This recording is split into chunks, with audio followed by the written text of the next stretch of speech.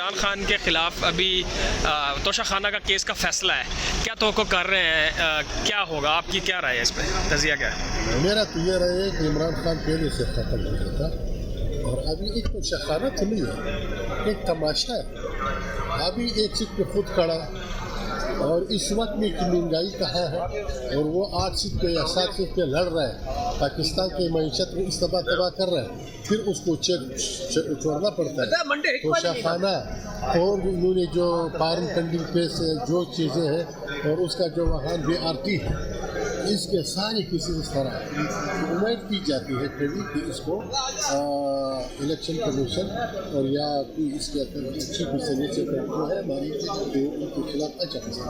اگر نااہل نہ کیا گیا، عمران خان کو بری کر دیا گیا اس کیس سے، تو حکومت اور آپ PDM کا کیا موقف ہوگا؟ ہمارا مطلب تو یہ ہم آئینی طریقے سے اور قانونی طریقے سے، جیسے عمران خان کی طرح نہیں ہے کہ ہم کہیں گے کہ ہم خطرناک ہو جائیں گے۔